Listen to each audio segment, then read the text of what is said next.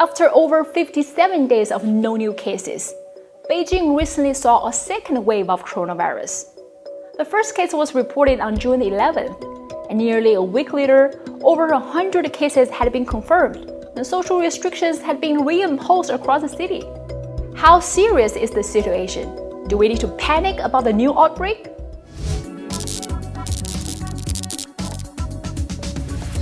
First, let's take a look at how it started.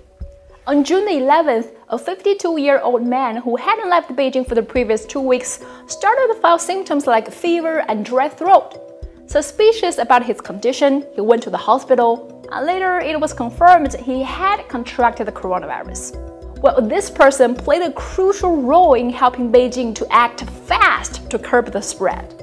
Not only because he chose to ride a bicycle to the hospital rather than taking public transport, but also because during the background survey, he remembered every person he contacted and every place he visited. Among all those places, one place got experts' attention: the Xinfadi wholesale food market in southwest Beijing, where lots of seafood is sold. Experts from CDC immediately went to that market and found several goods, including salmon, tested positive. Virtually every confirmed patient can be traced back to that market: sellers, drivers, and even customers. Now, most of the patients and their close contacts have been quarantined. Experts are still figuring out how the virus got here, but one thing for sure is the strains of the virus detected here is very different from the ones in Wuhan a few months ago.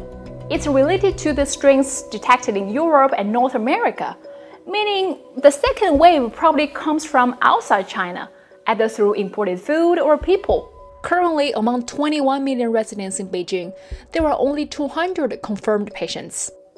Thanks to the city's fast action, most of the patients and their close contacts were found before they showed any symptoms. People in Beijing were indeed shocked by the second wave, but were much better prepared this time around. This is what Beijing is doing to curb the spread. First, social restrictions are back. Most bars and clubs are closed. Museums and parks are limiting the flow of people.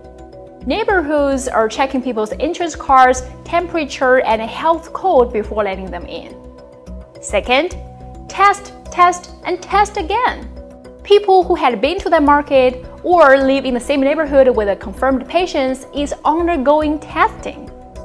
By June 17th, Beijing had tested 356,000 people that are living in high-risk regions, and will continue to test 355,000 people who had visited high-risk regions and were traced with the help of big data. After analyzing the movements of confirmed patients, Beijing had categorized districts and neighborhoods into high, medium, and low-risk regions. And right now, among thousands of blocks and neighborhoods in Beijing, there are 32 regions are high or medium risk. People who live in or have visited high or medium risk regions will get a red or yellow health code, and they are facing a much stricter social restrictions, like working from home or neighborhood lockdowns. And they are not allowed to leave Beijing. People who live in low-risk regions will need a nucleic acid test to leave Beijing. 70% outbound flights were cancelled by June 17th. Beijing implemented a series of restrictions at a very early stage of the outbreak. Although the number of cases might be rising for a short while, the possibility of it spreading further is very low, because people have more knowledge about COVID-19 and is much prepared to contain it. But the return of the coronavirus might be a reminder to us all.